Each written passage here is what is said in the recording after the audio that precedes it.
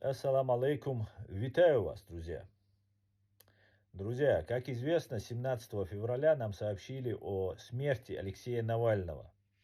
Вероятно, он погиб, был отравлен или забит, как это принято в российских тюрьмах. Возможно, просто выведен из игры. Пока мы этого не знаем. Тело еще не отдали. Как только дадут тело, проведут ДНК-экспертизу, можно будет утверждать, что Алексей Навальный мертв. Но я не об этом, друзья. Самое интересное развивается вокруг смерти, как мы понимаем, вокруг смерти Навального. И одним из таких сюжетов является давно раскручиваемая тема про обмен Алексея Навального на Вадима Красикова, русского террориста, офицера российских спецслужб, который отбывает пожизненный срок лишения свободы за террористический акт убийства чеченца Зелимхана Хангашвили в центре Берлина. И в данный момент Вадим Красиков отбывает пожизненное лишение свободы.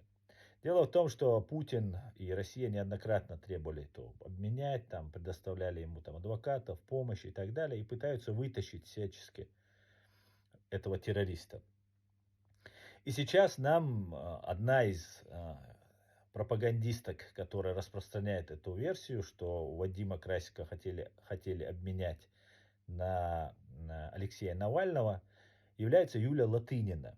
Та самая Юлия Латынина, которую мы все знаем, она является пропагандисткой матерой. И вот она утверждает, что его хотели поменять. Об этом раньше писали. Со стороны Запада, американцев, я не слышал, чтобы они готовы были поменять Вадима Красикова на Алексея Навального. Ну вот со стороны России это еще раньше вот эти голоса раздавались. И вот сейчас, когда уже Алексея нет, а русские и Путин требуют вернуть Вадима Красикова, будут продолжать требовать, я бы предложил бы одну очень интересную идею. Дело в том, что если же держать Вадима Красикова здесь, в Германии, то, скорее всего, будут задерживаться, будут плениться немецкие граждане, и этот террор со стороны фашистской России будет продолжаться. Американцы, несмотря на очень сильную критику со стороны многих правозащитных организаций, многих общественных деятелей, открыли тюрьму в Гуантанамо, где содержатся террористы.